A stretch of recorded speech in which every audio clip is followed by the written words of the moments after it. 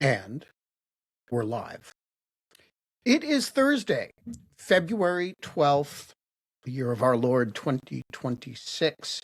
It is 8 o'clock a.m. in Washington, D.C., and we're going to do an experiment today.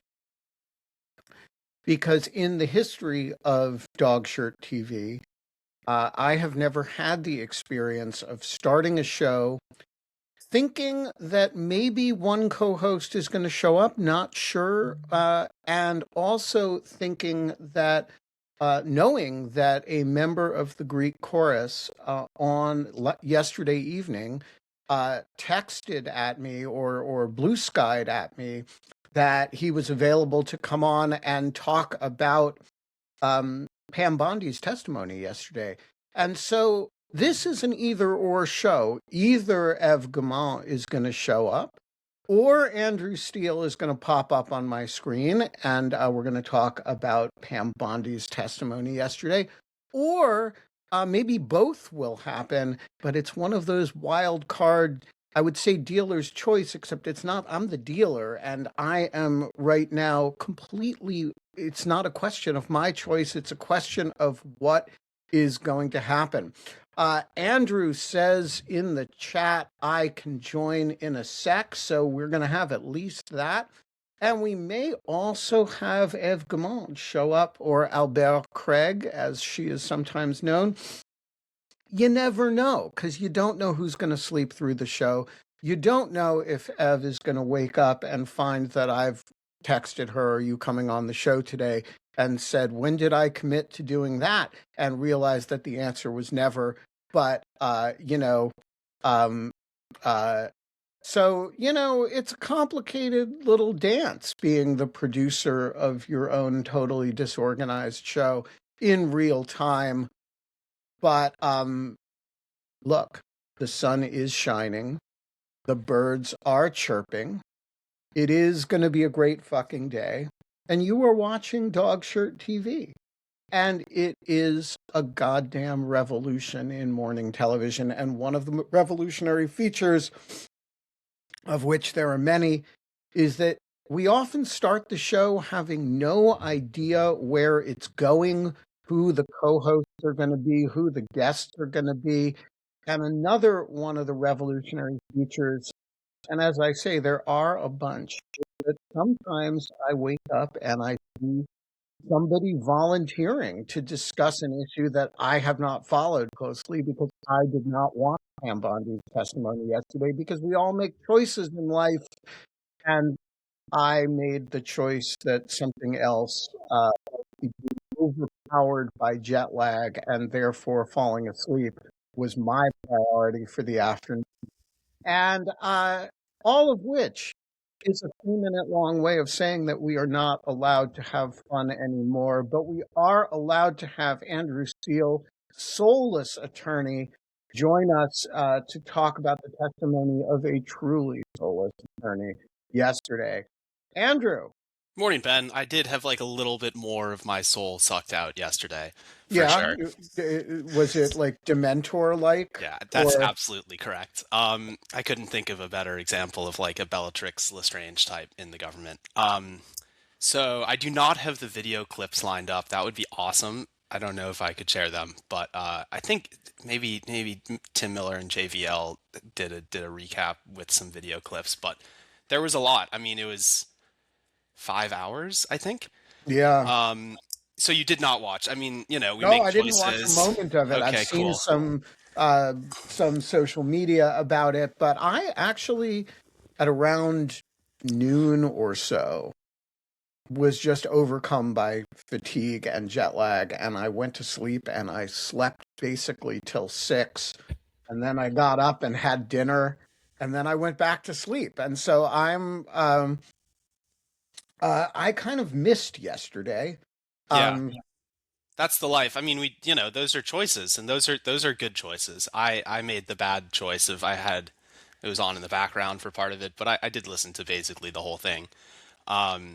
Because I do enjoy judiciary hearings as a general matter. I think I kind of They're started an acquired taste, but Yeah. I kind of agree with you. It was in law school when I first started listening, and I think one of the first big ones was the Kavanaugh hearing. Actually, that might have been maybe my first year or second year. So that's obviously like of a piece with this in some ways, and that it was explosive. Good morning, Mike. Hey guys. We're Mike, talking Hi. AG Bondi's House Judiciary hearing yesterday. If you did you caught any of watch it, it. Mike? I had to watch it because I was on for like 4 hours yesterday in case one of the networks needed commentary. Got it. So Gotcha. Okay, so we have yeah, perhaps even greater expertise. But yeah, I was just saying that I do enjoy judiciary hearings. I mean, they're a way of kind of getting a sense of the big issues and specific issues in the law and law enforcement. Um, and I mean, Bondi's Senate hearing in October, I think it was really one of the more like depressing things that I had seen. It was just really aggressive, and the level of like disdain that she had for all of the senators on the Democrat side was really palpable. And I'll get into some like highlights, I guess, in a second. But one that you can't get away from is the burn book. And there's some coming out pictures that people took of pages that she had in the burn book, uh, which has dirt on each senator, it including wasn't. for Sorry, yeah, it go ahead. wasn't just the burn book. I don't know if you noticed. She also had aides passing her index cards throughout the Yep. entire hearing, on which it appears like specific attacks were outlined for whoever had provided her with the question. Yep. Um, Either one of the Democrats or Thomas Massey. Yeah. So yeah, that was that's part of the theatrics. If you've been in a deposition, you know that passing notes to the person taking the questions is very common, but typically not to the witness. I actually think that's quite inappropriate because then that would become like discoverable. Um, okay, so the big themes, I mean, it's difficult to kind of get away from Epstein and the DOJ's handling of the Epstein Files Transparency Act. Drawing from Jamie Raskin's opening statements, I think the three themes that he outlines and that were hit on by different reps to different extents were the Epstein Files, uh, ICE and ICE violence, and sort of abuses by DHS, which is a different department, I guess. Yeah, it's one thing you can't really hold her responsible for. Indeed, except I guess Um, not like I would push investigating back on the that then. yeah, not investigating the abuses was Well, one they're not point. investigating the Yeah. abuses and also the adjudications, which are being done. Deportation adjudications are all done Yep, by the OIR. DOJ, as well as the defense of. The conduct of ICE really is a Christy Nome issue first and foremost, and people don't want it to be um, because I guess we want the Attorney General to be responsible for law enforcement, which in some high altitude sense she is. But there is a cabinet secretary who these people directly report to, and it isn't Pam Bondi. Yeah, I think Gnome has a hearing coming up maybe in March. I can't remember if it's before oversight or something or Homeland Security. Um, but that's just what I recall. And then the third point, so Epstein, ICE, and then the weaponization of the DOJ against political enemies. I wish that they had spent a little bit more time on that, especially because six of their colleagues that had been announced had been failed to be indicted the previous evening. Maybe they didn't have time to ask questions about it. And then just a couple other highlights I saw in the chat. Some people mentioned, I mean, I couldn't tell if it was like just the Democrats, perhaps some Republicans, but definitely the audience too. There were points where people just laughed at the Attorney General for her responses, which were just so non-responsive that you couldn't help but laugh. I think the best example was I'm going to try to find exactly where this came up, but I think it was related to questioning on the Epstein files. She said, "Why are we talking about this when the Dow is at $50,000?" Which, as Yeah. of her answering the question, it was at almost exactly 50,000. I think it actually had dipped just below it for a second. Um, but and then the S&P is almost 7K, and that's what you should be talking about. You shouldn't be attacking the greatest president in American history, Donald Trump, and I'm not going to sit here and stand for it. So that's the audience of one. And then just one kind of line of questioning that I thought, oh yeah, this was with Representative Gooden, where I wrote, she filibusters about nonsense. Dow admits Trump was indicted and impeached. Most transparent organization, she says, but only because Congress passed the Epstein Files Transparency Act. So then one more point on transparency, and then interested in any other thoughts from you or Mike. It was Representative Scanlon. She asked about the Presidential Security Memorandum 7 and how there had been a directive that Bondi had issued to create a list of domestic terrorists or domestic terrorist organizations. And that list was supposed to be like prepared, I think by the FBI and like other departments or agencies by January 3rd of this year. And so the representative asked, did that happen? And if so, will you share it with the committee? And she just didn't answer. I mean, I can't even like really remember how she tried to not answer, but it was just so totally disconnected from the question. I mean, the idea that there's transparency in regard to like the secret list is a complete farce. Yeah, so I'm curious about how that's going, and I mean, just why she thinks she can get away with that specific answer and all the rest. Well, isn't the reason that she can? She can because she's doing it, I suppose, right? I mean, there's I think they've figured out that at least without Democrats in control of the committee, there is no consequence. And so why not stick your middle finger up at the committee over and over again? Yeah.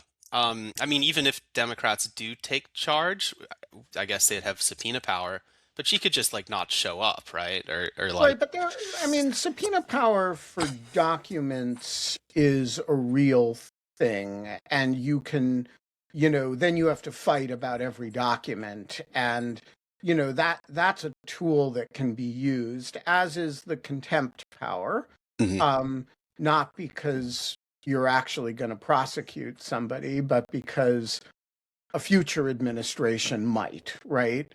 And so I think, and there's also, the power over the appropriations committees, that's a real thing. Nice White House helicopter you got there. It'd be a shame if it couldn't take off. And so I think, power over a House of Congress is a real, it's not one piece of leverage, it's many pieces of leverage. But power over no houses of Congress, you really, then you're relying on comedy for why your questions should be answered. And this is not something that exists right now. Yeah. No. So tell me, is there anything she said on any subject that was, informationally new? Was it all just theatrics and fist pumping, or was there any informational exchange at all?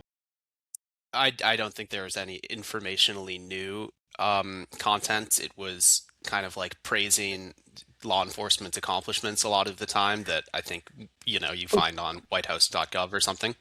Can I jump in there for a second? One of the things that really bothers me, and I'm surprised there's been no pushback on this, is a lot of the crime statistics upon which they rely to talk about law enforcement successes are for crimes that are not federal offenses.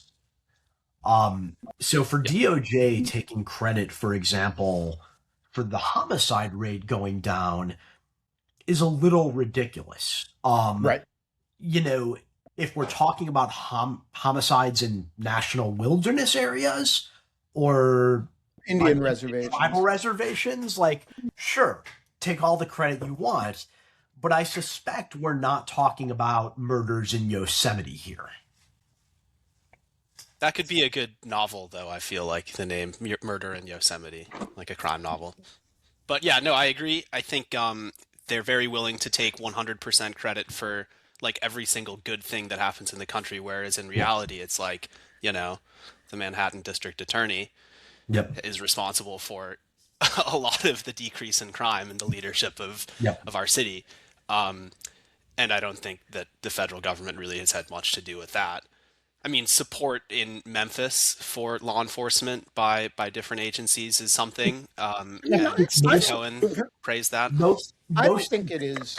It is. I don't think federal policy is irrelevant to crime, and there are certain types of, um, you know, when I've never been able to figure out what other than the waning of the crack epidemic led to the plummet in the murder rate starting around 1993, 94. But it probably wasn't irrelevant to it either that the Clinton administration, funded 100,000 cops on the street, or that the Republicans in Congress amped up sentencing so that a huge number of people who would have otherwise been out on the streets were in prison for derangedly long periods of time. And the problem with crime rates is that every time they go down, you have an overdetermined variable in policy in terms of what caused that. And I'm like pretty confident that nothing in federal policy is causing this right now. But I don't know how to evaluate what is. And it seems to me the attorney general always gets to take credit for declining crime rates, and other people get to scratch their heads and say, wait a minute, is that for real? Um, but I'm not sure I begrudge her that. I so do. Sorry, go ahead, Mike. no, I do. So I've got a couple responses to things you said. Um, at least in law enforcement circles, there is an explanation for the early '90s crime drop, and that is for the first time beginning with New York, but occurring in other metropolitan areas as well, was you had the standardization of the broken windows theory of policing. Now, it's coming for a lot of criticism since then because it does rely on a very heavy hand to certain communities. But, and I also don't know why it took until the early '90s for it to occur, but because it was originally James Wilson's original Atlantic article positing this was like in the early '80s. But for whatever reason, and somebody's asking what it is. All right, broken windows policy was essentially a law enforcement theory that if you focus on cracking down on minor offenses, things like subway turnstile jumping, graffiti, minor vandalism, you will have an effect on larger crimes because the people who are committing those larger crimes are probably committing the smaller ones as well, and the smaller ones are easier to quickly get arrests and convictions. It also resulted in the increased use of Terry stops, which opponents will refer to as stop and frisk. But I think most people who study law enforcement attribute the decline to that. I'm not sure that's right. I mean, So there is a well, let there me is a change my fierce phrasing. there Let me is a change my fierce phrasing. debate about this decline in crime, Yes. and some people attribute it to that, which more, if The they're people in the law conservative, enforcement communities do. yeah, I mean they'll call it broken windows. They'll call it, if they're libs, they'll call it community oriented policing. They'll call it. Some people attribute it to the just the waning of the crack Mhm. epidemic, which takes place at the same time. Some people attribute it to longer sentencing. This is the period when sentencing goes through the roof. It's the period of the mandatory sentencing guidelines. and 3 strikes, you're out in a bunch of communities. And then some people attribute it to the Clinton administration's COPS program. And all of these things are going on at the same time. Well, And it's not clear to me what percentage of the decline comes from which of them. but realistically, it's never going to be. I mean, because these Right. things interact with you. Like I'm when I was talking about broken windows, I'm not endorsing that theory. I'm just saying most people in law enforcement with whom I dealt, at least those who were aware of policing studies, really did attribute a lot to the broken windows theory. Now, there's other stuff going on that also certainly has an impact that they're ignoring. Some of it is going to be favored by the left, some is favored by the right. For some reason, the stuff on the left, like violence intervention, youth midnight programs, stuff like that, it never gets enough credit. It should. Um, but it's a combination of things. But My point isn't that the broken windows theory is wrong. My Yeah, point is that whenever you have a major decline in crime, there will be lots of different explanations for it. And whoever happens to be attorney general gets to go up in Congress and claim that the administration's policies, whatever they happen to be the leading cause. And just as when the economy is good, irrespective of what the economy is good because of, in fact, the administration gets to claim that they're causing it. And I don't begrudge them that. I think let me explain. everybody gets to be Calvin Coolidge in the 20s. Let me explain why Pam Bondi should not get to claim that. The federal law enforcement's community work on violent crime in urban areas and ex-urban areas has traditionally been the result of two different types of task forces. One is what's abbreviated OSETIF. I forget the exact, it's the Organized Crime and Drug Trafficking Task Forces that were joint DEA FBI efforts to deal with, as you would expect, like international trafficking of narcotics. And when you have those task forces working, there is a second order consequence that local criminals cannot obtain drugs to sell and their activity goes down. The second way that the Justice Department has traditionally contributed to decline in local violent crime is through what are called Safe Street Task Forces. Safe Streets Task Forces are older but very similar to Joint Terrorism Task Forces. Actually, they may not be older, but they're essentially you take federal agents with federal authorities and federal resources and embed them in local police departments or embed local police departments with them and essentially have a joint federal state effort to go after criminals. And a lot of the charges are state charges. But as those build up, the federal agents embedded with these groups are able to do things like RICO or, more complicated enterprise level things. And essentially, by having the Safe Streets task forces, you give law enforcement as a collective, both state, local, and federal, the ability to proceed with state charges or with federal charges. And it's usually just a question of like, what can we do first that's going to make the biggest difference? Now, that's all a backdrop to why Pam Bondi should get no credit. First of all, this Justice Department has abandoned the OSETIF task forces. It's not something that exists anymore.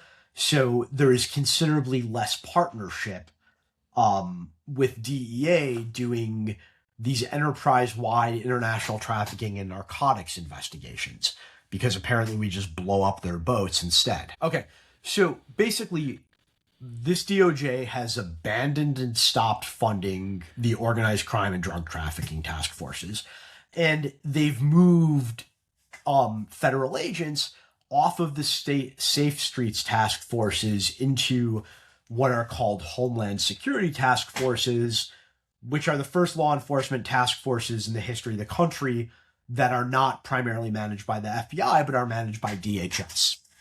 So you have a lot more people doing immigration enforcement than you do violent crime. What I suspect is happening, that at least in certain discrete communities, because of the immigration enforcement and the heavy-handed presence of law enforcement, people just aren't going out as much. And as a result, you're seeing less street-level crime. But I don't think that's something the administration should be taking credit for. I'm not saying they should get credit or that they should be taking credit. I'm saying anytime you have a decline in crime nationally, the Attorney General is going to take credit for it.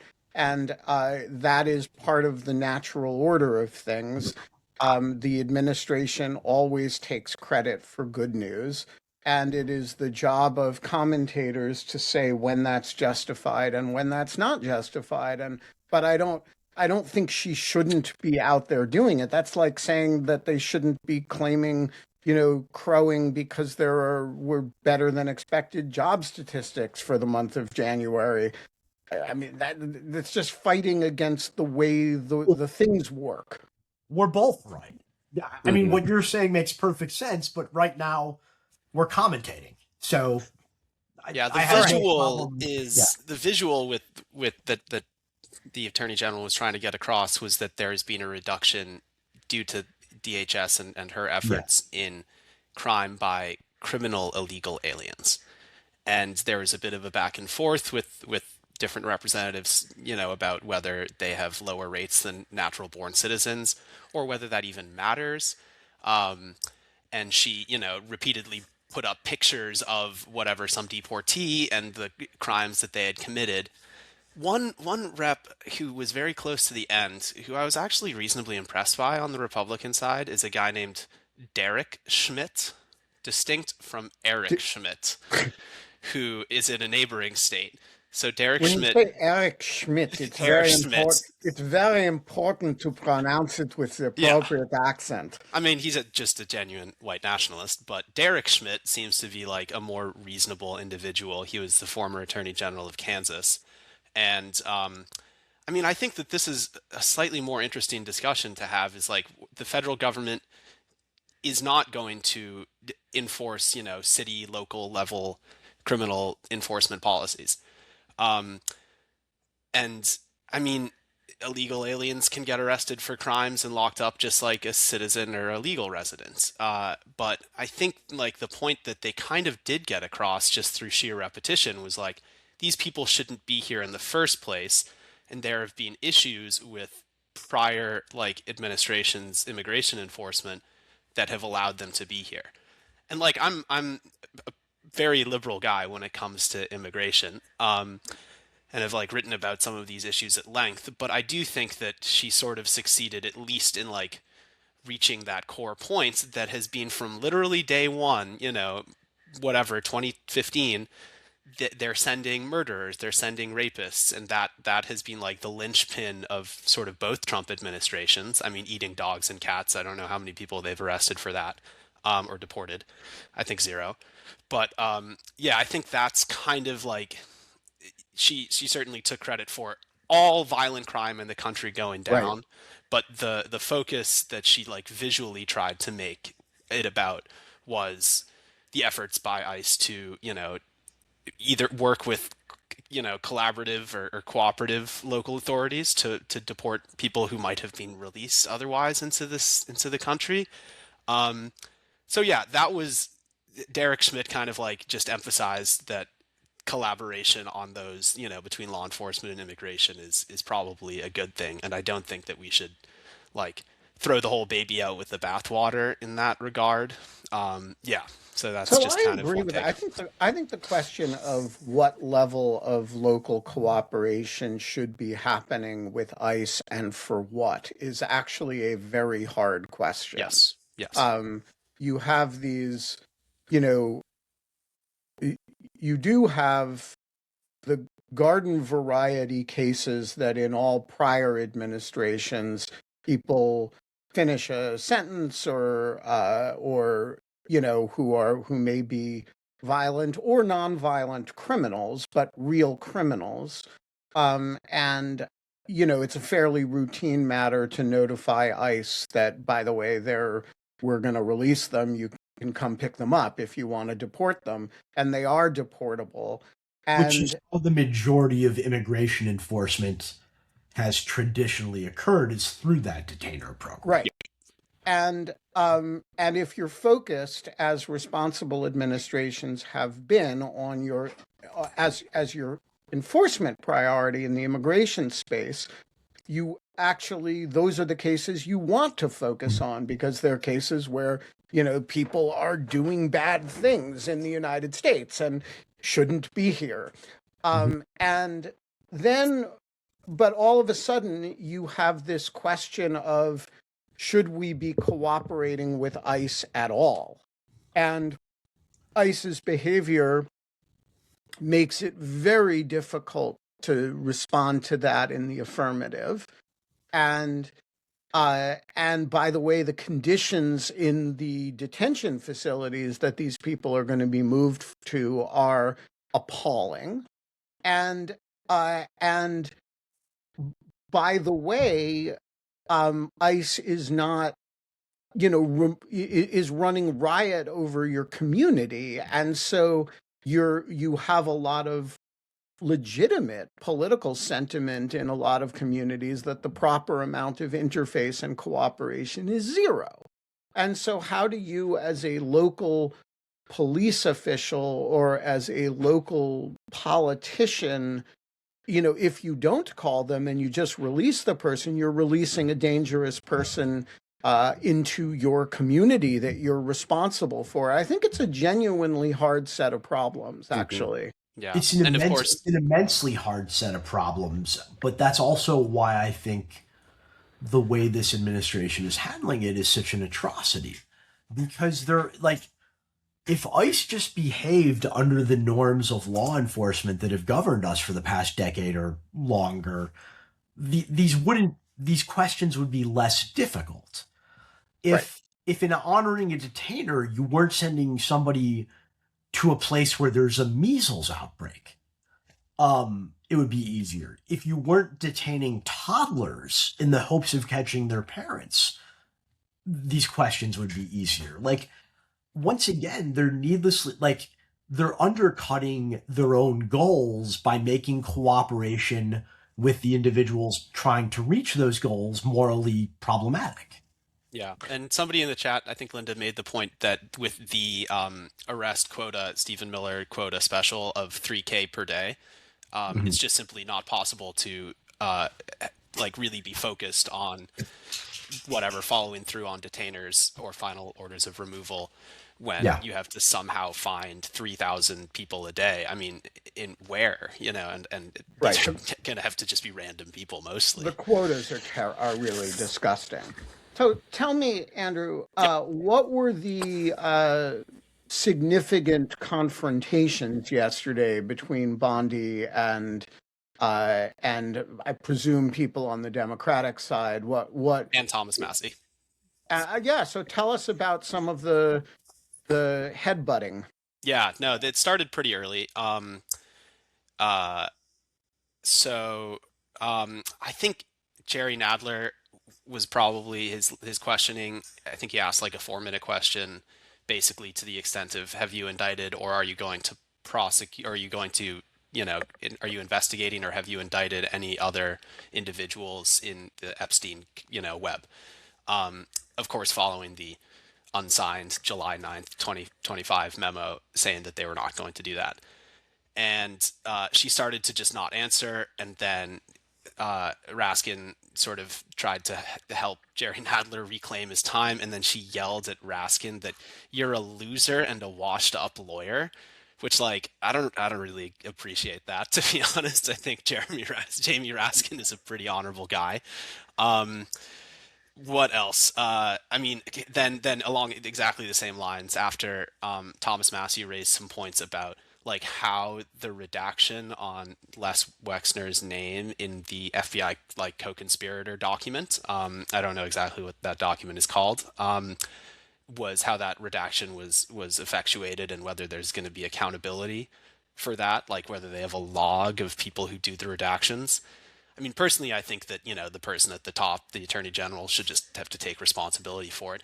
But instead, she said, this man has Trump derangement syndrome and is a failed politician. Well, I guess we'll see. I don't know when Massey's primary is coming up, but probably not too far from now.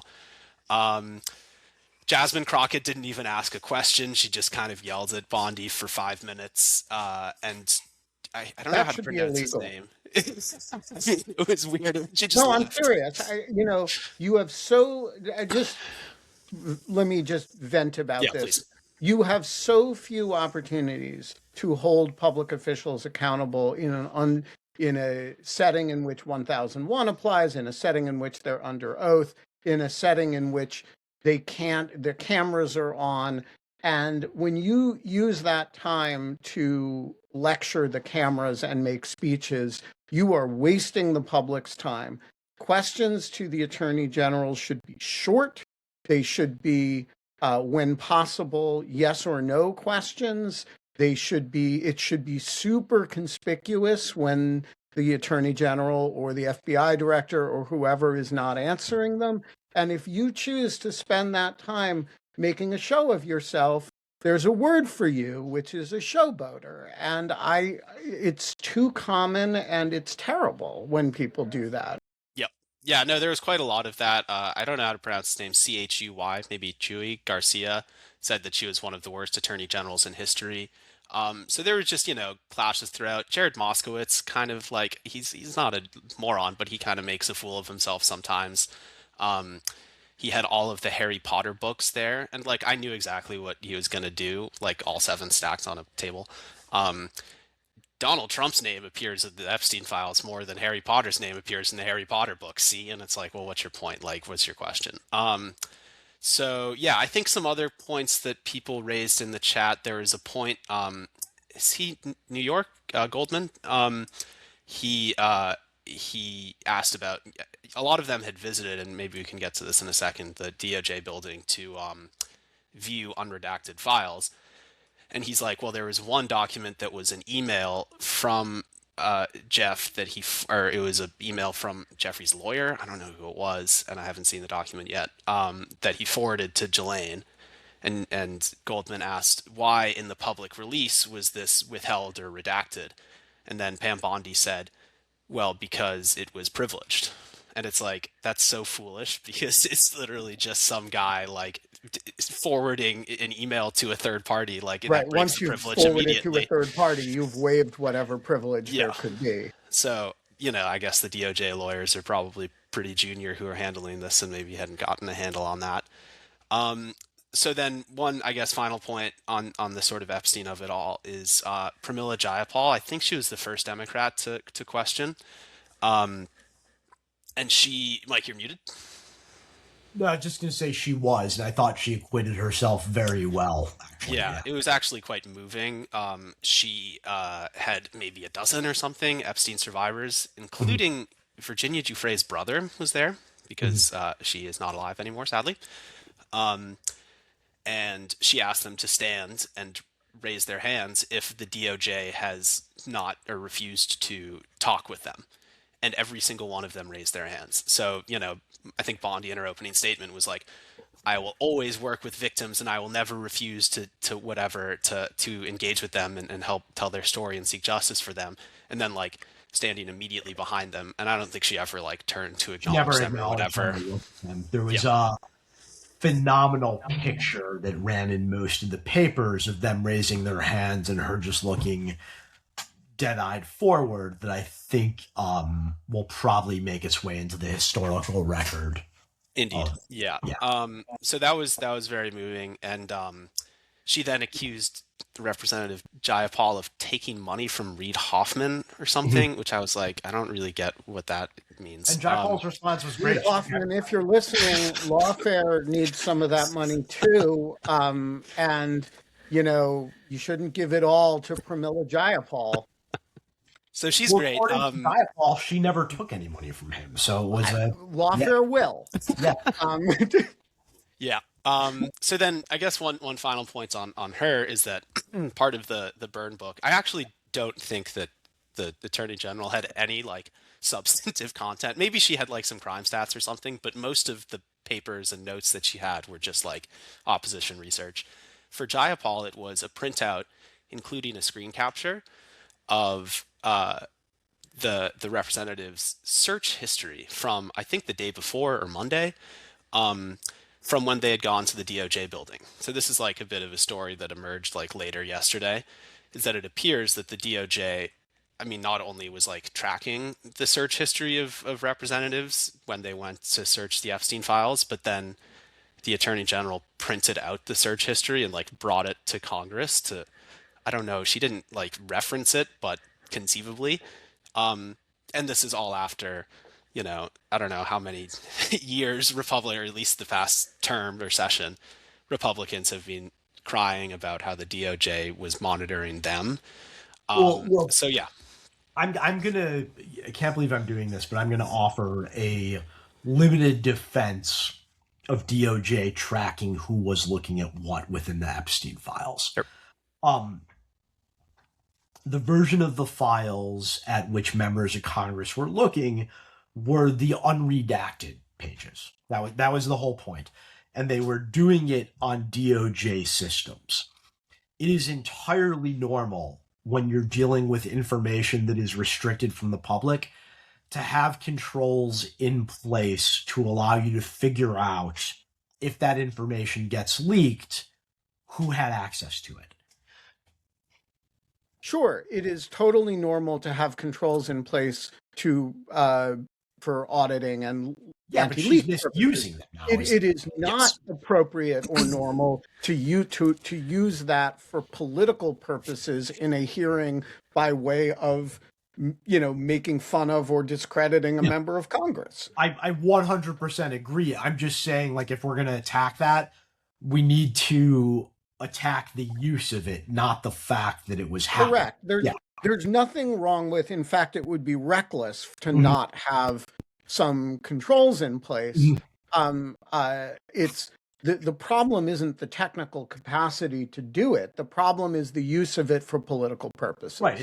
Which is just, unfortunately the MO for this DOJ is to take processes that in a vacuum are legitimate and leverage them in ways that are geared totally towards scoring political points.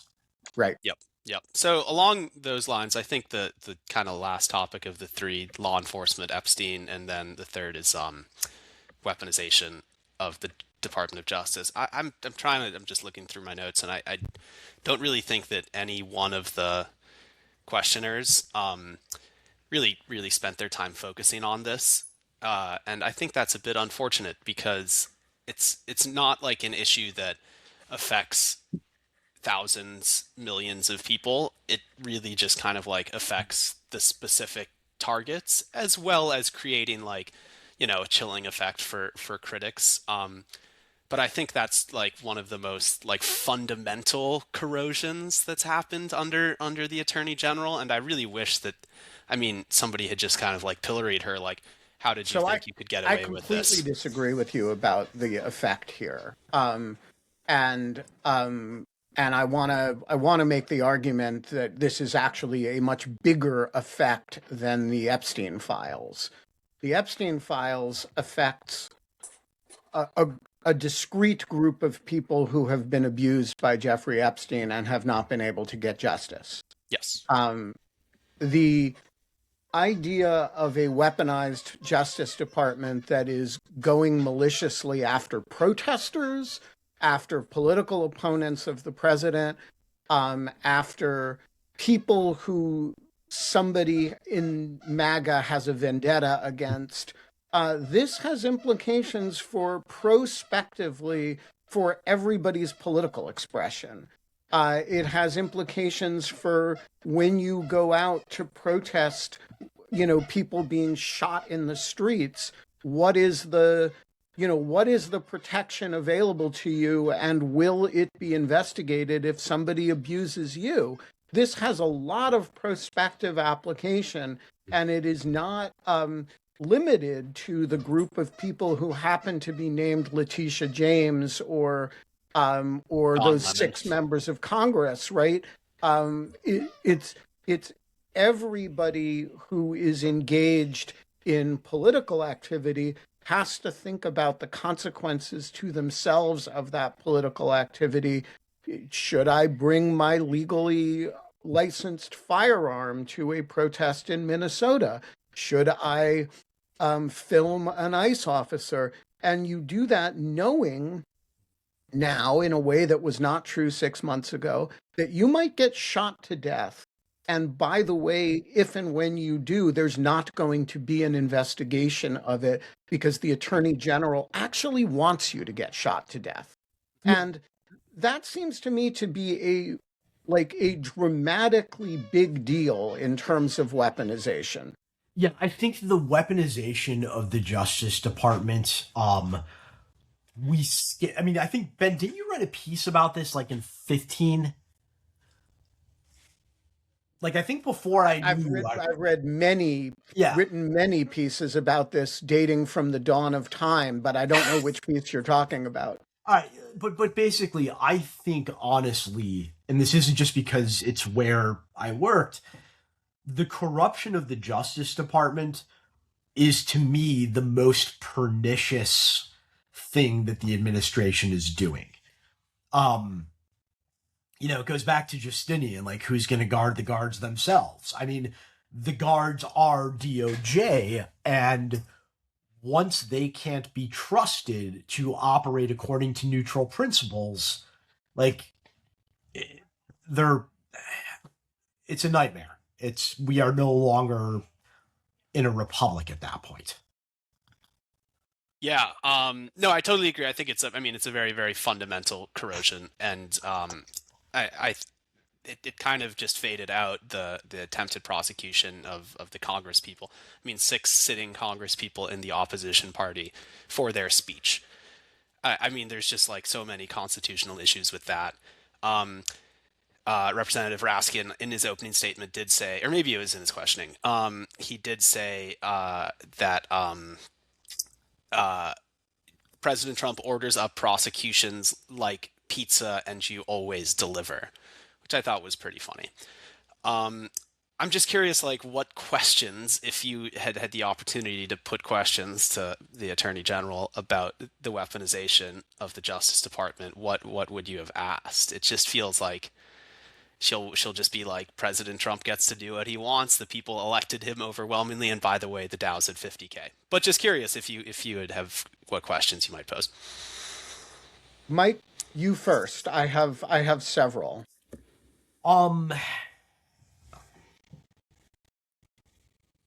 It's like, I don't know how I would formally phrase this question, but I can tell you, like, the subject matter I would be overwhelmingly concerned with is the mass exodus, voluntarily and involuntarily, of experienced apolitical civil servants and how they're going to be replaced. In a weird way, I'm actually comforted by how they're being replaced because they're picking people for political loyalty and not competence, which means that their schemes are less likely to succeed.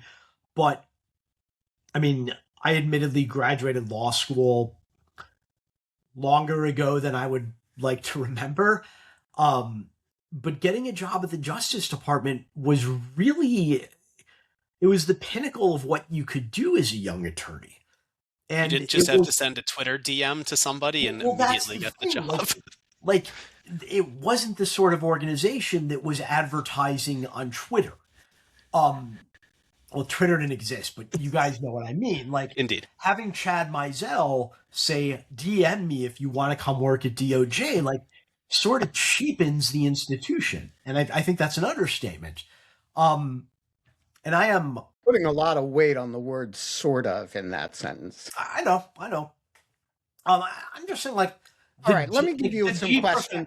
let's just Let call me give you some questions. Let me give you some questions I would ask the Attorney General.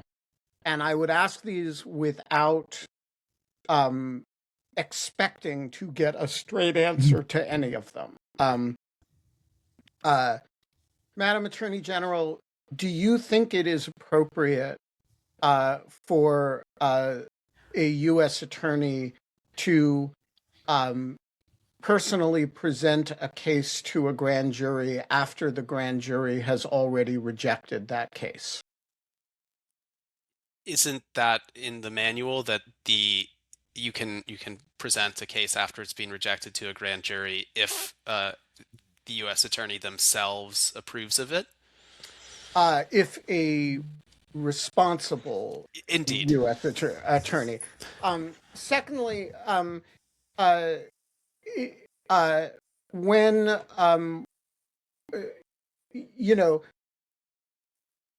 I think the goal should be with all these questions to get her to refuse to answer the questions in a way that validates the question.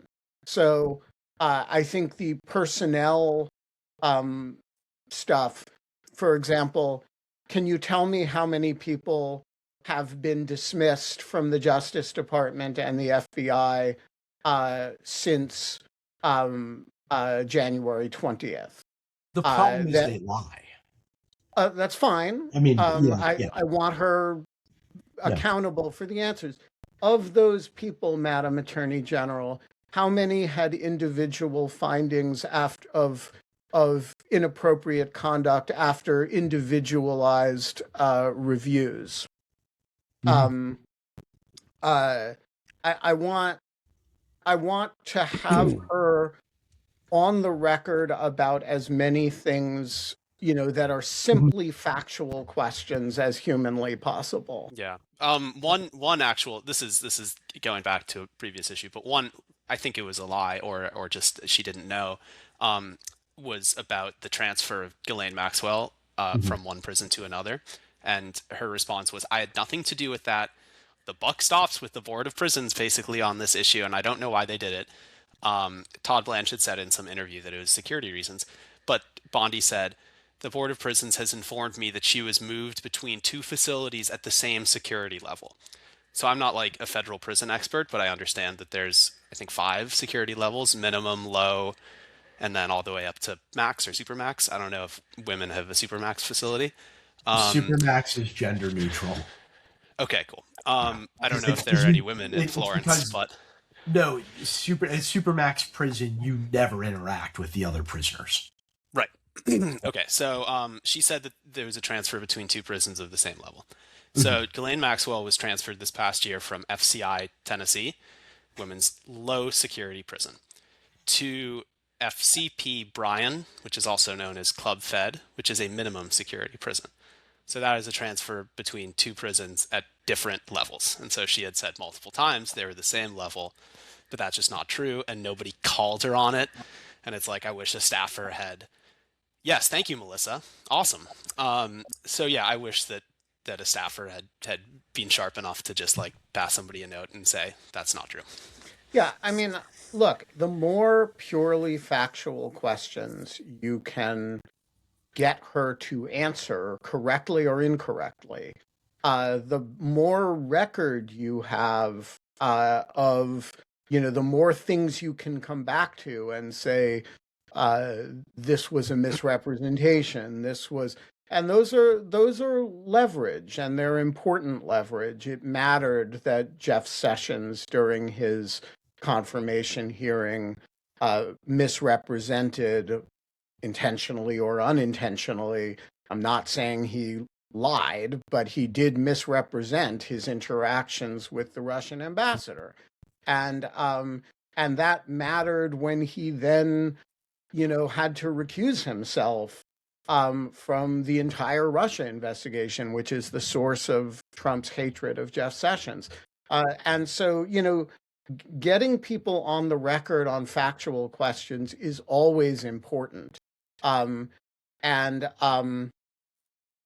And Jeff writes, I think he lied.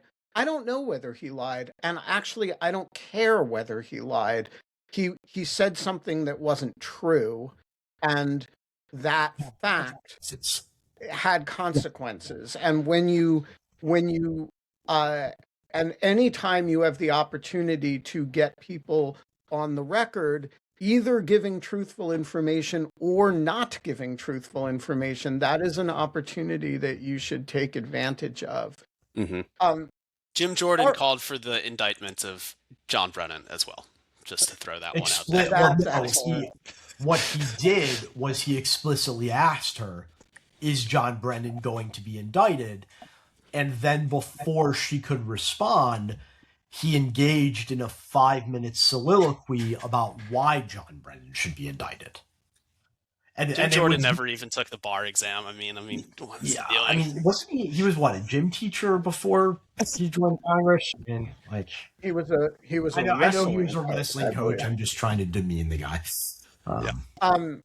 I ran into Jim Jordan once in the green room at MSNBC, and he seemed to know that I had gone to Oberlin College, which is in his district, where he got like 3 or 4% of the vote. And we had a polite exchange about how, you can be very liberal and still be good people. And that's how he feels about the town of Oberlin. I have 2 Jim Jordan anecdotes, trivia, whatever. The first is I have a number of friends, Ben, some of them are common friends, who have had to testify in both closed session and open session with Jordan. And in the closed sessions, he is invariably polite, humanistic, deferential. And then in the open sessions, this Jekyll and Hyde thing happens. Make of that whatever you will. I have heard the same thing, although I have to say, in reading transcripts of those closed sessions, I haven't seen the genteel side of him. I mean, I can only maybe it's just more genteel. Yeah, it's a sliding scale. The other thing, and this is of no importance, but one of my strongest memories I had during my last month of the FBI, and I'm not making this up. There's a former federal prosecutor who will verify we had a conversation about it. I had the weirdest dream of my life in which Jim Jordan and I were arguing about Michael Oakeshott while on the Northeast Regional Amtrak train. I have no idea where it came from, but my AUSA friend calmed me down by pointing out that there was no way Jim Jordan knew who Michael Oakeshott was, and it was just a minor dream. I think that's correct. I think the chances that Jim Jordan would be able to have a conversation about Michael Oakeshott are minimal. Yeah. That said, it's good that you're prepared for it through the dream if we ever end up on the same train. Yeah. Exactly. I ended up on the same Northeast Regional train with Dan Bongino once, who was asleep. And I just want to say to his security detail, I got a picture of him despite you. You guys never saw it coming. I got right up close and got a picture of him. Do better, guys. Look, we're going to be back tomorrow. We got to wrap. So now you don't have to waste 5 hours of your day watching Pam Bondi's hearing. You've already wasted one. Yeah, because it was a great investment of your time to do it this way. We're going to be back tomorrow. I think Alicia Wanless is going to join us. I'm not sure. But don't know who the other co-hosts are going to be. Certainly don't know if there are going to be any guests. But keep the faith, pray with a raised fist, and we will see you anon.